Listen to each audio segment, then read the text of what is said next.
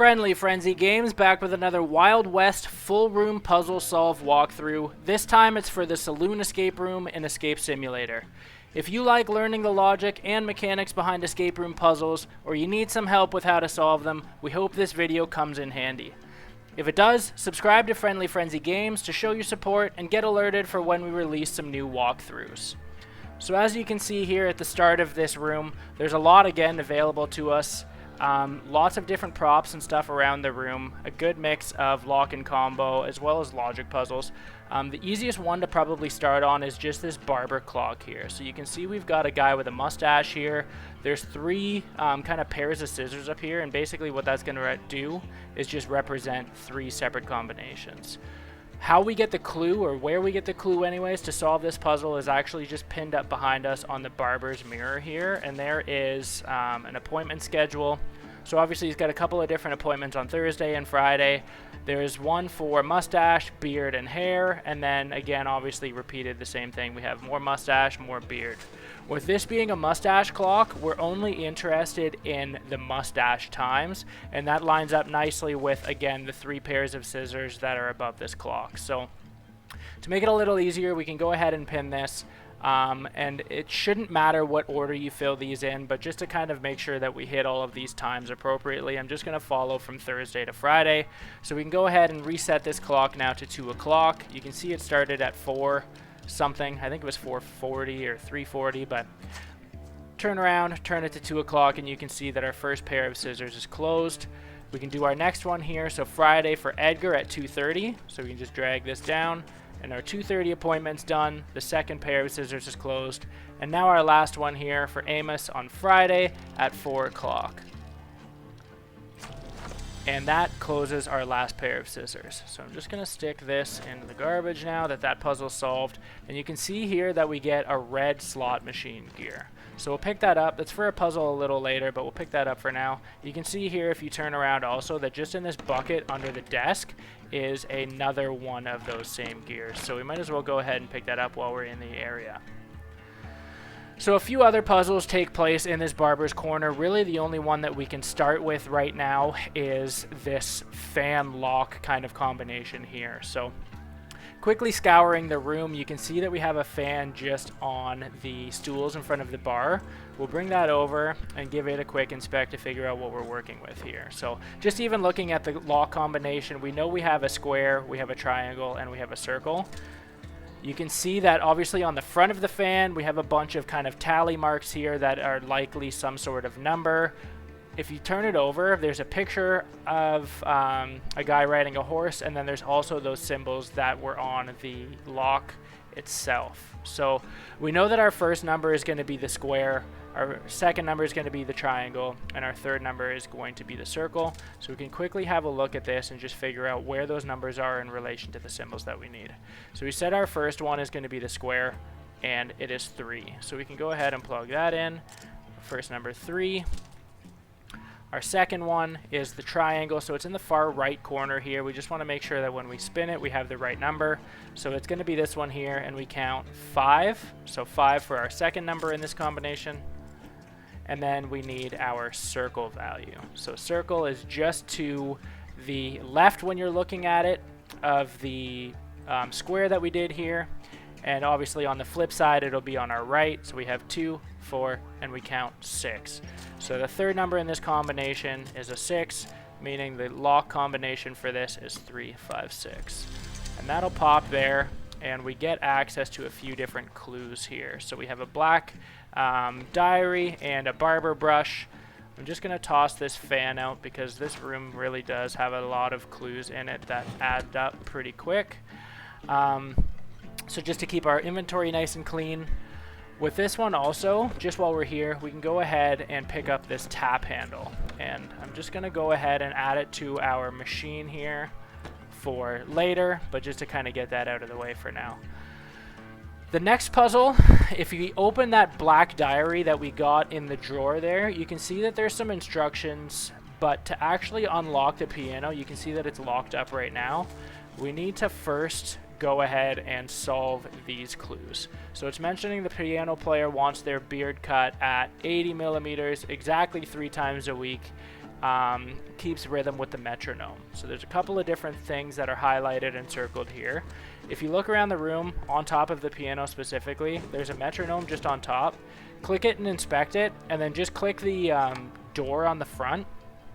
And if you remember, the clue mentioned that he wants it set at 80 millimeters. So we can go ahead and pull this slider up to the 80 mark, and then they also said 3 times a week.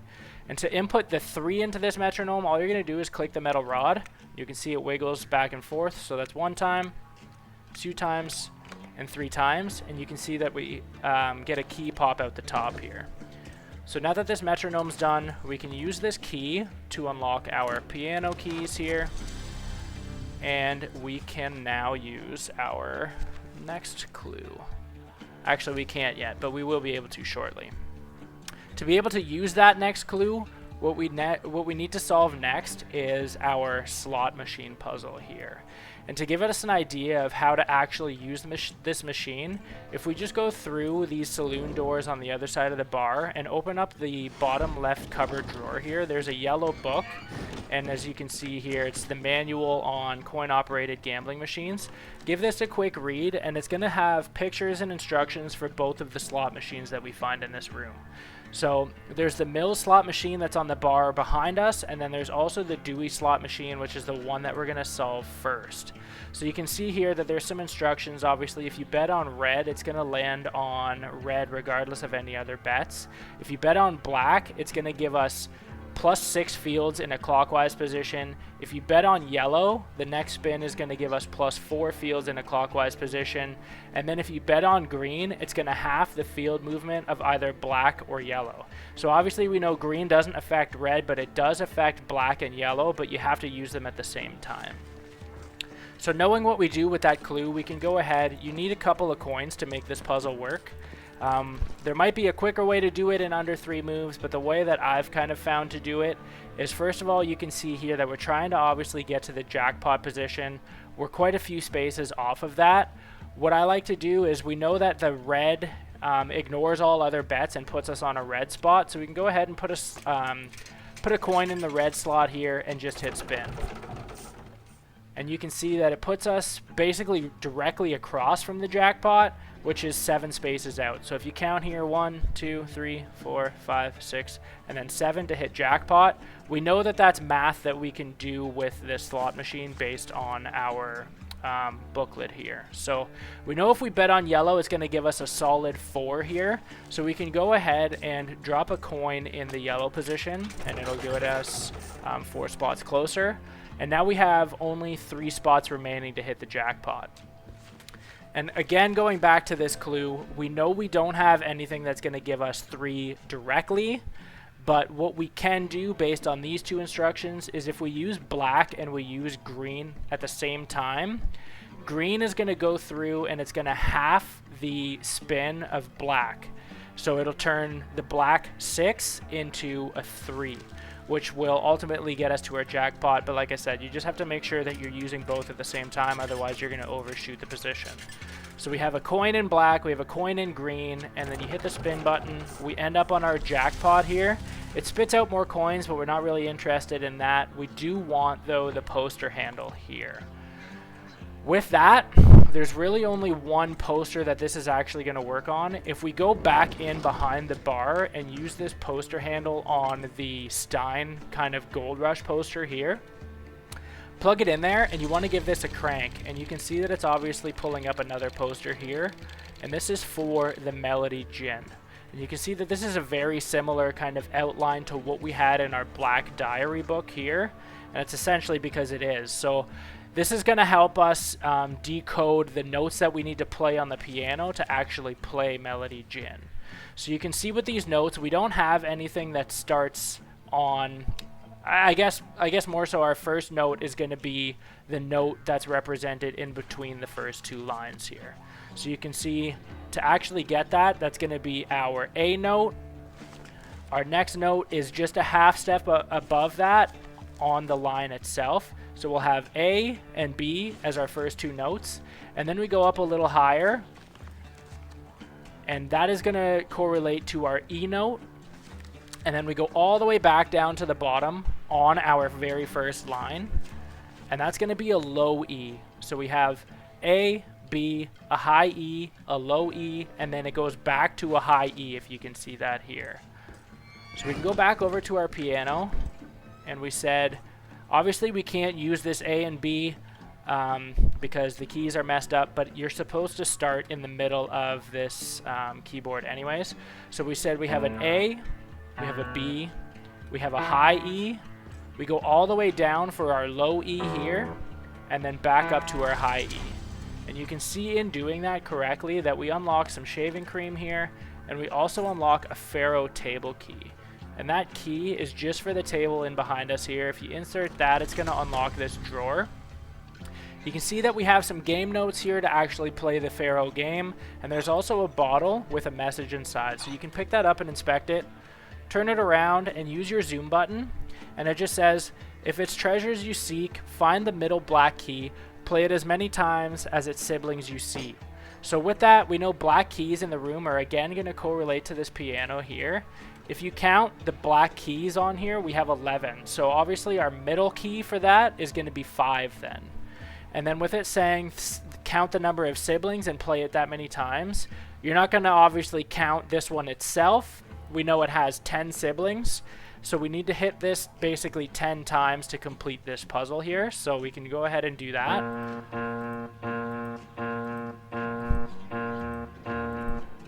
8, 9, and 10. And you can see that we unlock the revolver. And it's the revolver that's ultimately going to help us kind of escape the room here. So we're going to need to hold on to that for a little while. But that's what we unlock with this here.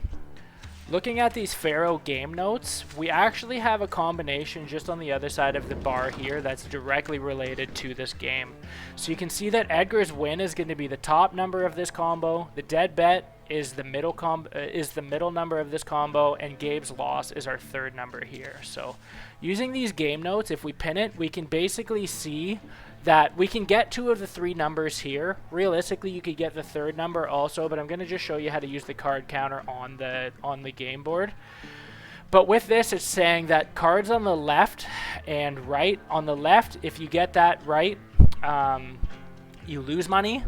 If you bet on the right, you get to keep money, or you win money, sorry. Otherwise, you get to keep your bet. So what we're looking for, we need Edgar's win. We can see that already on our first line. Edgar's 8 matches up with a card on the left, number 8. But if we look at these instructions, it says the cards on the left lose money. So we know Edgar didn't win on that. What we're looking to find is where his bet matched up with one of the numbers in the right. And if you go towards the bottom, you can see that Edgar made a bet of 6. And there's a 6 on the right side, which means he would have won 6, presumably dollars. So the first number in this combination, Edgar's win, is going to be 6. We can also get Gabe's loss without really having to do anything special. Essentially doing the same thing that we did for Edgar, we want to find for Gabe where his bet matched up with the left side. And if you go through, the very last bet that Gabe made, so 2, matches up with the 2 in the left side, which means he lost $2. So we know the last number of this combination is 2. Gabe's loss is 2. Now for the dead bet, I'm just going to go over here and we'll go back to the table, the card counter here, just to show you how it works.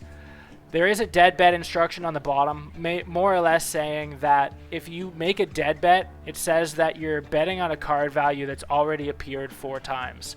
So if we pin this, how you use the card counter is you're going to go through basically line by line, and every time a card shows up, you're just going to use one of these beads to count it.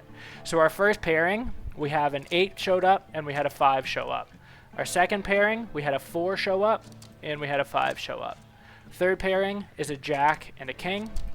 Our fourth pairing is a 5 and a queen. Our next pairing is a jack and a 5. So you can see already here that the 5s have already come up 4 times. What we need to know now is if somebody placed a bet of 5 after they've already been drawn. And you can see here that actually immediately preceding that, Gabe made a bet of 5. So we know that the dead bet number here is 5. So I'm just going to go ahead and unpin that. We know our middle number for the dead bet here is 5. So that's going to pop that lock off, and I'm just going to drop that clue on the floor to keep things a little cleaner. You can see now that we have some kegs kind of hooked up to our taps and stuff here. there's instructions now for this puzzle here. It says how to get good liquor. I'm just going to pin this up to the corner so that we can kind of complete this puzzle a little more easily. The first instruction is to pour some Bandit and stop. So if you trace the kegs here, Bandit is in the middle. The hose follows up into our second tap position. So click the tap and it's going to obviously pour Bandit, but we need to make sure, because the instructions say to stop it, that we click it again to stop it. The next instruction is to pour Undertaker and stop. So Undertaker is the keg on top. If you follow its hose, it's actually the fourth tap here. So pour Undertaker and click it again to stop. Now it says to start pouring snake oil. We see snake oil is the first keg. Trace its hose and it's in the first position, but it doesn't say to stop, so we need to leave snake oil running. The next instruction is to pour Gold Rush and stop. Gold Rush, as we see here, is the fourth keg. Trace its hose, it's in the third position. So pour Gold Rush, and then we need to stop it. And then the last instruction is to pour more Gold Rush. So we can hit it again, and you can see as soon as we do that, it's going to unlock a few bottles of booze.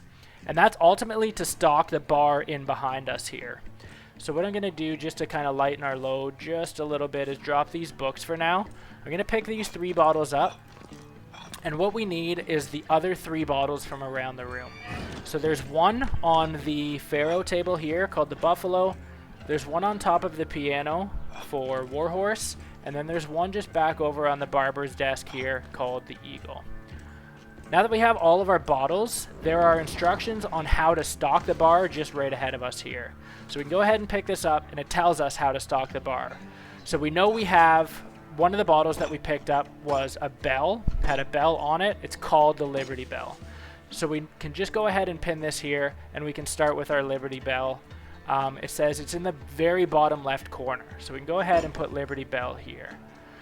Now, knowing that this is the only one that we have placed right now, we can go ahead and look to see if there's any that line up with having Liberty Bell instructions. And in doing so, we can see that there's the skull here with the sombrero on it. And we can go ahead and find in our hotbar which one that is. And that one's called Myrto. So with this one, it says that this one is 2 above the Liberty Bell. So obviously on the bottom shelf here, if we go 2 up, it's going to be on the top shelf directly above. Now that Myrto is placed, we can use that one as to give us instructions for our next brew. So we see here that the horse bottle that we picked up, or Warhorse, is 2 right and 1 down from Myrto that we just placed. So we can go ahead and find that in our inventory here. So we said it's 2 right, which would make it right here in the middle, and then 1 down, so it's in the middle shelf. Awesome. Now our next one, the Buffalo, is 3 right from Myrto. So we can go ahead and find the Buffalo. Just count 3 over from that bottle there, so 1, 2, 3, and it's going to be just on the top shelf on the right side of the poster. And now that we know we placed the Buffalo, we should be able to get the Eagle here, which is 2 down from the Buffalo. So we can go ahead and count down, so 1 and 2. So it's just on the bottom shelf here. And now we have our last one, is the rightmost from Warhorse. So this one is the Timeless bottle. We see our Warhorse here. Rightmost just means it's going to be as far right as possible from Warhorse, which is eventually going to peg it right at the end of the middle shelf on the right. With that, you can see that it unlocks some symbols and some tails here. Just going to go ahead and unpin this so we can throw it on the floor. I'll pick these books back up again just so we can use them a little later. So we can see that this has unlocked some symbols now. What we need to do actually is go to the Barber desk again and just read the instructions that are on this desk here.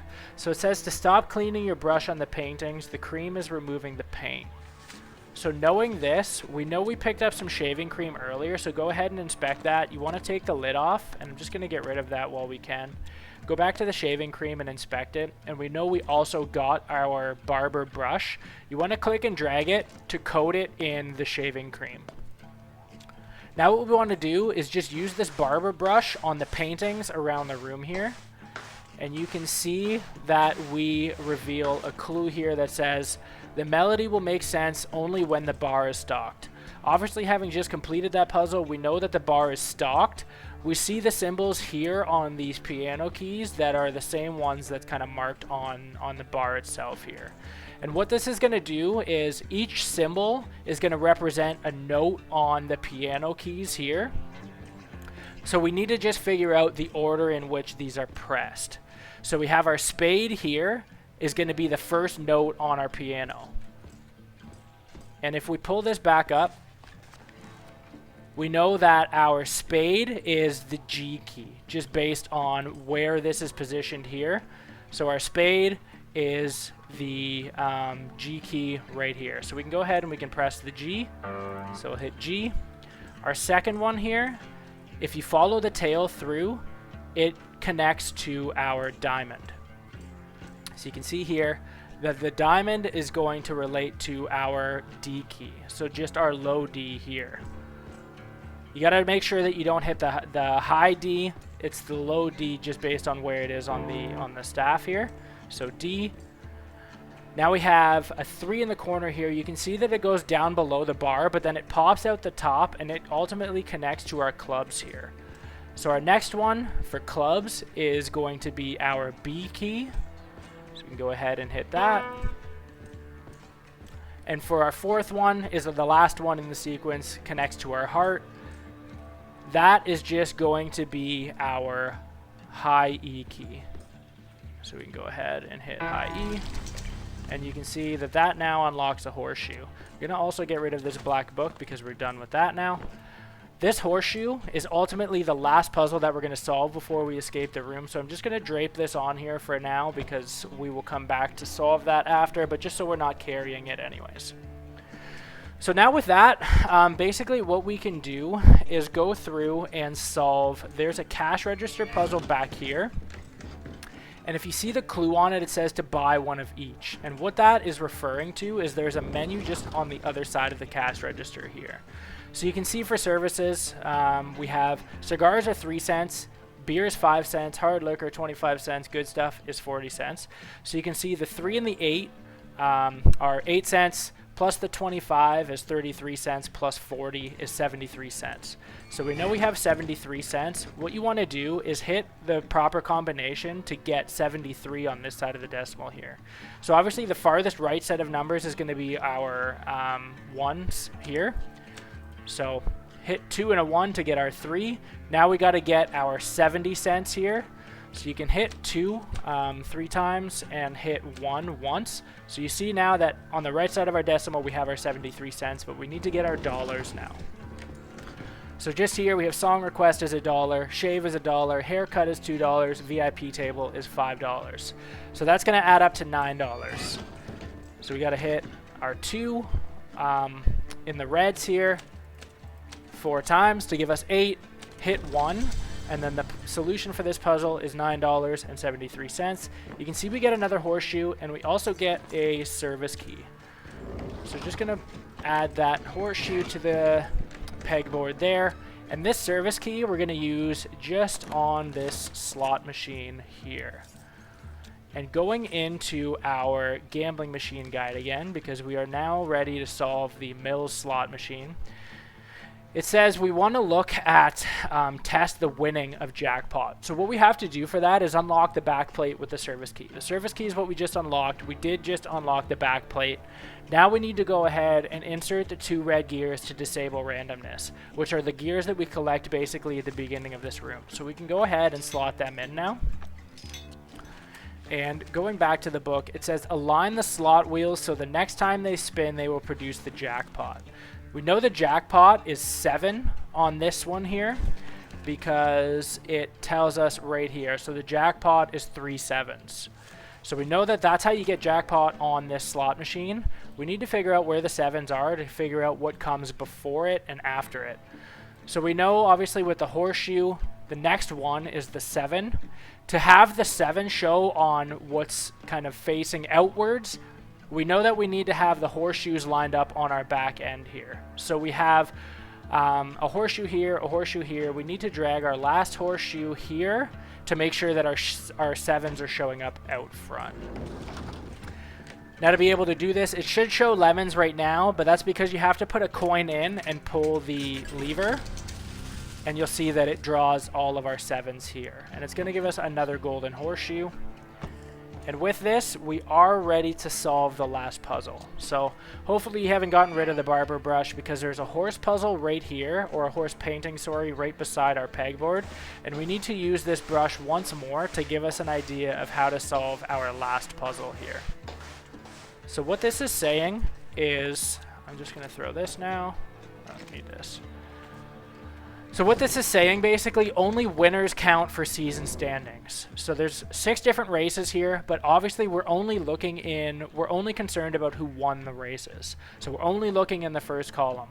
And with that, you can see that the number 2 horse won 3 times. And there's a chalkboard in behind us that has the numbers. The number 2 horse here is Sunshine. So what we want to do is grab the gold horseshoe, which would represent first, and put it on Sunshine's kind of symbol logo here. You got to make sure that it matches up with the gold kind of rungs too, just to make sure that it's representing your first place. So now what we're looking for is to figure out who won the second highest number of races. So you can see here that we have 2 4s in the winning column. That horse is Bolt. So our silver horseshoe will go on Bolt's symbol here. And then same thing for the last one. We have the number 5 horse won one of the races. Number 5 is Whiskey, so he'll get the bronze horseshoe on the Whiskey symbol here. And you can see what this did is give us a revolver chamber. So pull up the revolver, give it a quick inspect, and you want to drag the chamber into the middle of it. And now it's locked and loaded and ready to go. We see at the door here, it's almost like a little target. You want to pull the revolver out, and you can see that our mouse icon now turns to a revolver or a pistol. You want to just shoot the target, and just like that, we have escaped the saloon. So it's a very cool room. Definitely a bunch of different style puzzles, even a different way to escape this one. Having 60 minutes, I believe, to solve this. Like I said, I think we counted probably 10, 11, maybe even 12 puzzles. So quite a bit to solve and do in this room. If you feel like this video helped you at all, let us know where and how it helped in the comments. Give us a like and subscribe to Friendly Frenzy Games for more guides, tips, and tricks.